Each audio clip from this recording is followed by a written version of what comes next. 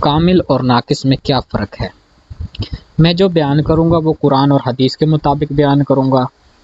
اس میں کسی فرقہ کی برائی نہیں ہوگی، اور مجھ سے کئی دوست بار بار ایک ہی سوال کرتے ہیں کہ کون سا فرقہ درست ہے، تو میں ان سے یہی کہنا چاہتا ہوں کہ فرقہ کبھی صحیح نہیں ہو سکتا۔ یہ اس لیے کہ فرقہ بٹا ہوا ہے، نکلا ہوا ہے، یہ جدا ہے۔ جس چیز سے یہ نکلا ہوا ہے، جس سے یہ نکلا ہے وہی ٹھیک ہے۔ تو میں بس اتنا ہی کہنا چاہتا ہوں۔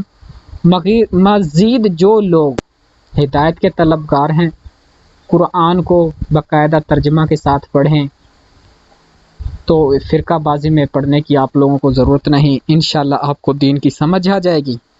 قرآن کو جب آپ ترجمہ کے ساتھ پڑھیں گے تو آپ لوگوں کو کسی کے پیچھے جانے کی ضرورت نہیں، آپ لوگوں کو انشاءاللہ اچھے سے دین کی سمجھ آ جائے گی۔ تو پہلے ہم جان لیتے ہیں کامل کون ہے اور ناقص کون ہے۔ کامل اور ناقص میں اتنا فرق ہے جیسے کچا پھل ہو اور پکا پھل، یا جیسے استاد اور شاگرد، یا جیسے آقا اور غلام سمجھ لو۔ قرآن مجید میں بھی آیا ہے، کیا آقا اور غلام ایک ہیں؟ سورہ روم آیات نمبر 28۔ بس ان کے دیکھنے میں تو کوئی فرق نہیں، لیکن تحقیق پر ان میں بڑے فرق ہیں۔ بس ناقص کا جو فعل ہوگا اس میں نقص ہوگا، اور کامل کا جو فعل ہوگا وہ صحیح ہوگا۔ جیسے اگر کچے اور پکے پھل کی تحقیق کرو تو بڑا فرق ہوگا، یا استاد اور شاگرد کے کام دیکھو تو استاد کا کام صحیح ہوگا اور شاگرد کے کام میں نقص ہوگا۔ یا جیسے ایک ناقص کی نماز ہے اور ایک کامل کی نماز ہے، بھلا ان دونوں کی نماز کب برابر ہوئی؟ جیسے حدیث میں آیا ہے کہ ایک نماز بحضور ہے اور ایک نماز بے حضور ہے۔ بس بے حضور نماز کی بابت آیا ہے، یعنی نہیں ہوتی نماز جب تک دل حاضر نہ ہو، اور ایک نماز باحضور ہے، جیسے حضور نے فرمایا کہ نماز میری آنکھوں کی ٹھنڈک ہے۔ بس جو نماز بے حضور ہے وہ نماز دل کی سیرانی ہے۔ بس کامل کی نماز کامل ہے اور ناقص کی نماز بھی ناقص ہے۔ اور تحقیق سے بھی ثابت ہے کہ کسی محکمے میں چلے جاؤ، وہاں ناقص لوگ بھی اور کامل لوگ بھی موجود ہیں۔ بس اسی طرح دین میں بھی کامل اور ناقص لوگ موجود ہیں۔ بس ناقص جو کام کرے گا اس میں نقص ہوگا۔ آگے پھر خیرات یا زکوٰۃ کی بابت آیا ہے۔ بس جس طرح اگر تیری نماز صحیح نہیں تو کوئی فائدہ نہیں، اسی طرح اگر تیری خیرات یا تیری زکوٰۃ صحیح نہیں تو کوئی فائدہ نہیں۔ اس لیے تو پہلے خیرات کے صحیح طالب تلاش کر اور پھر خیرات دے۔ خدا واسطے اسے دینا چاہیے جس کا خدا کے ساتھ واسطہ ہو۔ تم خیرات اسے دو جس کا شیطان کے ساتھ واسطہ ہو، جیسا کہ حدیث شریف میں آیا ہے، سورہ بقرہ آیات نمبر 273۔ ترجمہ: خیرات ان محتاجوں کا حق ہے جو خدا کی راہ میں رکے پڑے ہیں اور وہ لوگوں سے لپٹ کر سوال نہیں کرتے، تو انہیں ان کے چہروں سے پہچانے گا۔ بس تو خیرات اسے دے جس کا خدا کے ساتھ واسطہ ہو، تاکہ تیری خیرات خدا تک پہنچ جائے۔ دیکھ، تو نے اگر ڈپٹی سے کام لینا ہو تو چپڑاسی کی خدمت کرتا ہے، اگر تھانے دار سے کام لینا ہو تو سپاہی کی خدمت کرتا ہے یا سپاہی سے واقفیت پیدا کرتا ہے۔ بس اگر ڈپٹی سے کام ہو تو ڈپٹی کے محرروں کی خدمت، تو ڈپٹی خوش ہوتا ہے، ورنہ نہ خوش ہے۔ جیسے اللہ تعالیٰ سورہ توبہ میں کہتا ہے، سورہ توبہ آیات نمبر 53۔ ترجمہ: کہ خرچ کرو خوشی سے یا ناخوشی سے، ہرگز قبول نہ کیا جائے گا تم سے، تحقیق تم ہو قوم فاسق۔ اسی طرح کامل اور ناقص کے کلمے میں بھی فرق ہے۔ جیسے ایک تو کلمہ زبان سے اقرار ہے اور ایک کلمہ دل سے تصدیق ہے، جیسا کہ قرآن مجید میں آیا ہے، سورہ حجرات آیات نمبر 14۔ ترجمہ: کہا گنواروں نے کہ ایمان لے آئے ہم، کہہ نہ ایمان لائے تم، لیکن کہو مسلمان ہوئے ہم، اور ابھی نہیں داخل ہوا ایمان بیچ دلوں کے تمہارے۔ اسی طرح کامل اور ناقص کے روزے میں بھی فرق ہے۔ کامل کا روزہ تو حق اور باطل کی تحقیق کر کے باطل کو چھوڑ دینا ہے، اور ناقص دن کی روشنی کو دیکھ کر رزق چھوڑ دیتا ہے۔ رزق کا چھوڑنا ہی روزہ نہیں، بلکہ حدیث میں آیا ہے کہ آنکھ، کان، زبان کا بھی روزہ ہے۔ بس روزے کا مقصود یہی ہے کہ حق کو دیکھ کر باطل کو چھوڑ دے۔ اب سوچنے کی بات یہ ہے کہ حق کیا ہے؟ جو باقی ہے وہ حق ہے، اور جو فانی ہے وہ باطل ہے۔ لیکن کیا کیا جائے؟ ہدایت متقیوں کے لیے ہے جو بہت کم نظر آتے ہیں۔ پھر حج کا حکم، حج سے مراد بیت اللہ کا طواف مقصود ہے، لیکن یہاں بھی کامل اور ناقص میں فرق نظر آتا ہے۔ بیت اللہ کے معنی اللہ کا گھر ہے۔ دیکھ، اگر تو ایک دوست کے گھر جائے اور تجھے دوست نہ ملے تو کتنا افسوس ہوگا۔ بس اگر تو بیت اللہ میں جاتا ہے لیکن وہاں اللہ کو نہیں پاتا تو ناقص ہے، کیونکہ اگر مکان کو ہی دیکھنا ہے تو کاغذ پر فوٹو دیکھ لو۔ اصل مقصود تو یہ تھا کہ بیت اللہ میں اللہ کے بندے جمع ہوتے ہیں اور تو انہیں دیکھے تاکہ تجھے انسان میں مشاہدہ حق حاصل ہو، اور وہ نور جس نے طور کو جلایا تجھے انسان میں ملے، کیونکہ قلوب المومنین بیت الرب۔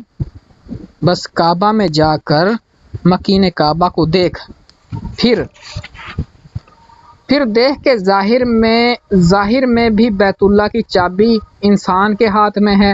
جب تک انسان تالا نہ کھولے تو اندر نہیں جا سکتا۔ مطلب جب تک جس کے پاس چابی ہے وہ تالا نہ کھولے گا تو اندر نہیں جا سکتا۔ بس جب مجازی کعبہ کی چابی انسان کے پاس ہے تو حقیقی کعبہ کی چابی بھی انسان کے ہی پاس ہے۔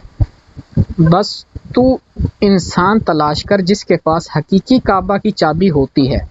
بس ناقص تو صرف مصنوعی کام کرتا ہے، اور کامل ہر ایک کام کی تحقیق کرتا ہے، اور وہ اسے تحقیق کے ساتھ کرتا ہے۔ جیسے جہان میں کھرا اور کھوٹا مال ہے، تو کھوٹا مال ناقص ہی خریدتا ہے، یہ اس لیے کہ کھرے اور کھوٹے مال کی شکل ایک ہی ہوتی ہے، لیکن تحقیق میں بڑا فرق ہے۔ جیسے معلمہ اور سونا، معلمہ جو ہوتا ہے نا وہ ملاوٹ والا ہوتا ہے، اسے معلمہ کہتے ہیں۔ معلمہ اور سونا، بس اسی طرح قربانی کا بھی مقصد ہے۔ دیکھ، جب تو قربانی کے لیے حیوان تلاش کرتا ہے تو کیسا بے عیب حیوان ڈھونڈتا ہے، یہ اس لیے کہ عیب والے جانور کی قربانی نہیں لگتی۔ اسی طرح یہ تیرا تن بھی حیوانی تن ہے، اس کو بھی بے عیب خدا کے حضور میں لے جا، جیسا کہ قرآن مجید میں آیا ہے۔ سورہ شورى آیات نمبر 88-89 ترجمہ: نہ دے گا اس دن فائدہ مال اور نہ اولاد، مگر جو اللہ کے پاس لائے دل سلامت۔ بس بے عیب دل ہی سلامتی والا دل ہے۔ بس جس طرح تو حیوان کو بے عیب دیکھ کر اللہ کے حضور میں پیش کرتا ہے، اسی طرح یہ جو تیرا تن ہے، اس تن حیوانی کو بے عیب کر کے اللہ کے حضور میں لے جا۔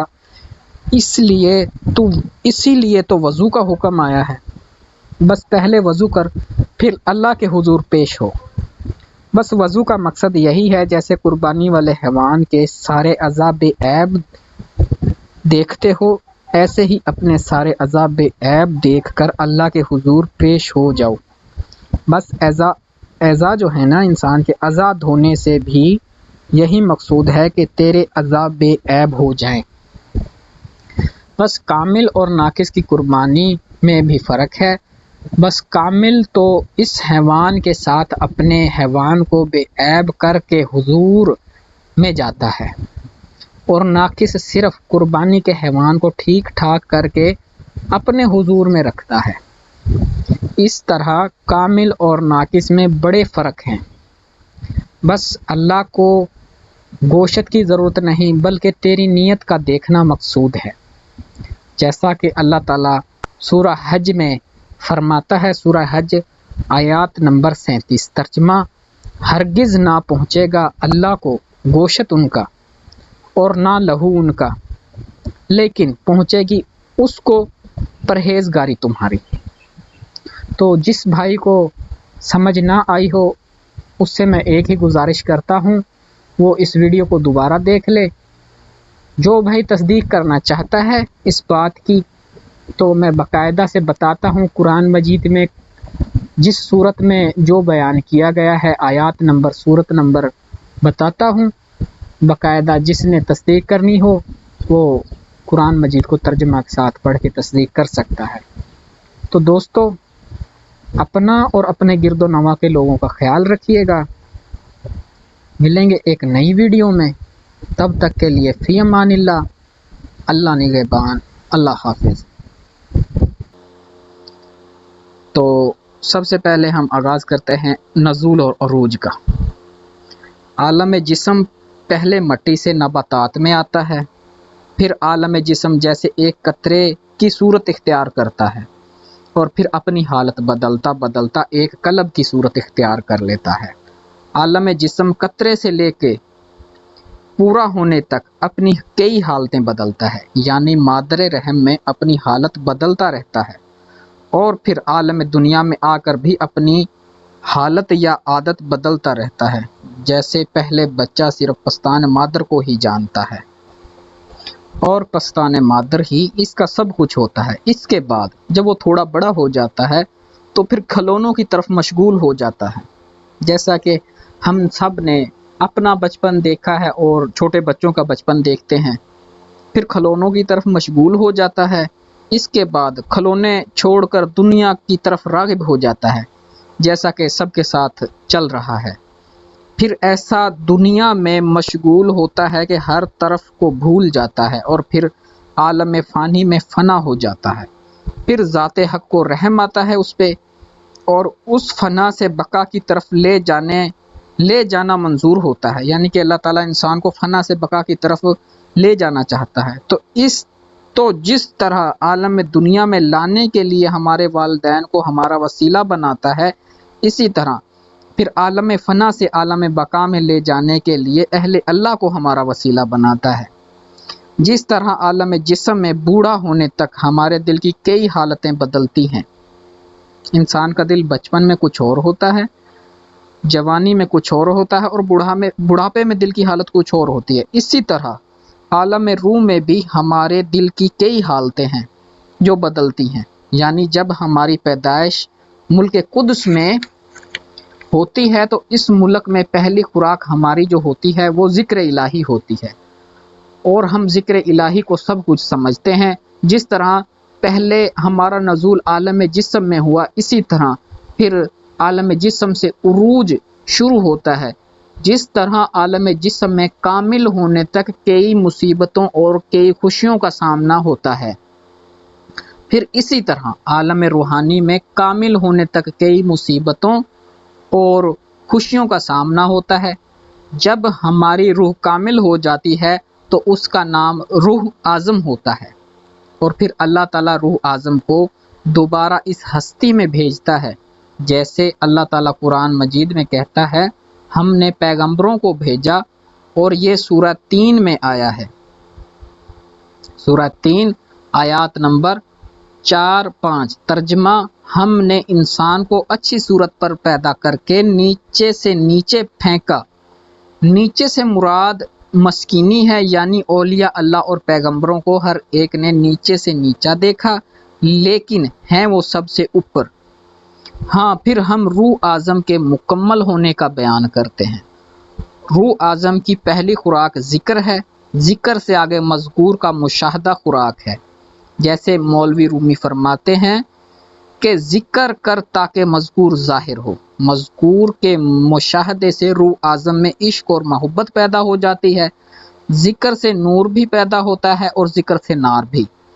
सुल्तान बाहू रहमतुल्लाह अलैह भी फरमाते हैं कि ज़िक्र नूर भी रखता है और नार भी रखता है। बस रूह आज़म की इंतहाई खुराक मोहब्बत है। इसलिए तो अल्लाह ताला कुरान में फरमाता है, सूरह कलम आयात नंबर 4। तर्जमा, तहकीक तो बड़ा खलीक है, बस रूह आज़म ही इसमें आज़म है जिससे मुर्दे जिंदा होते हैं। रूह आज़म शुरू से लेकर जितनी हालतें بدلتا ہے ان کا نام منزل